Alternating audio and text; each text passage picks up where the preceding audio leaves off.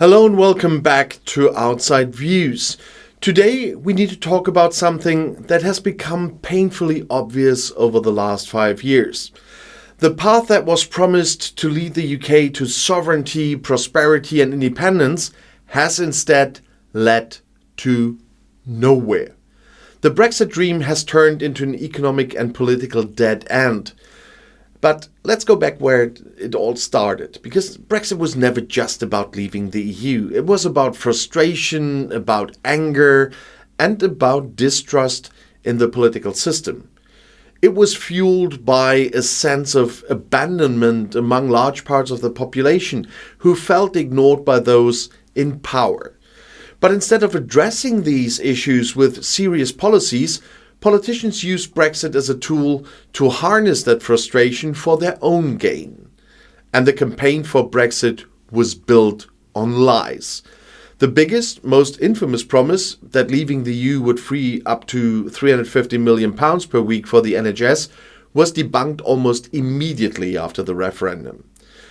Brexit supporters also claimed the UK would be free to strike massive trade deals around the world, gaining economic strength in this process. And 5 years later, it's clear that these promises were hollow. The first major consequence has been economic decline. The British economy has suffered, not thrived, outside the EU, and trade barriers with Europe have strangled businesses that once relied on frictionless trade. Exports have declined significantly, and even the most conservative estimates show that the UK economy is at least 4% smaller than it would have been if Brexit had never happened. And global Britain was supposed to be a new economic powerhouse. Instead, it has lost investment, lost competitiveness, and lost influence. Major projects that once benefited from EU funding have struggled to find alternative financing. Business investment has stagnated. Growth has been sluggish compared to similar economies. And while Brexit supporters promised fewer regulations, British businesses now face even more bureaucracy when trading with their biggest market, and that is the EU. And then there's migration. We talked a lot about this before. One of the biggest rallying cries for Brexit was about taking control of Britain's borders. Supporters claimed that leaving the EU would reduce immigration, giving more jobs to British workers and easing pressure on public services. What actually happened? Immigration has not gone down. It has actually increased. And instead of free movement with the EU, the UK now has a points-based immigration system that prioritizes workers from outside Europe. And that means that while fewer EU citizens are indeed coming to Britain, more migrants from Asia and Africa are arriving instead. The NHS, which relies heavily on foreign healthcare workers, has faced staffing shortages because it is now harder for European professionals to work in the UK. So after all the talk about controlling borders, Britain now has record high immigration levels, just from different sources. And what about politics?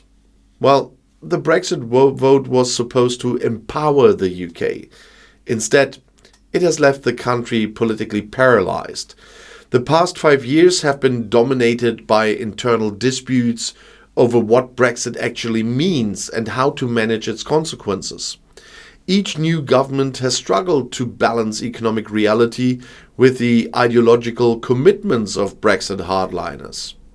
Labour, now in power, is stuck between acknowledging Brexit's failure and avoiding another divisive debate on Europe. And this brings us to the most frustrating part. Public opinion has shifted. Poll after poll shows that a majority of Britons now believe Brexit was a mistake, and many regret their vote. The reality of Brexit has turned out to be far worse than even its critics predicted. But despite all this, there is no serious effort to reverse course. The political class is afraid to admit the truth. Brexit was a failure, but they refuse to say it out loud. So what now? The UK is stuck in a dead end.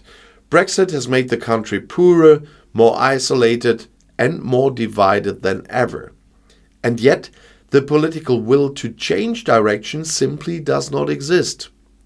No one wants to reopen the Brexit debate, even though the evidence of its failure is everywhere. The path forward remains unclear, but one thing is certain. Britain is not in a better place than it was before Brexit. The path that was supposed to lead to sovereignty and strength has instead led to stagnation and decline. And unless the country is willing to confront that reality, the road ahead will only get darker. So thanks for watching Outside Views, and if you found this video insightful, don't forget to like, subscribe and share your thoughts in the comments below the video. See you next time, and one of those next videos is right here in the end screen.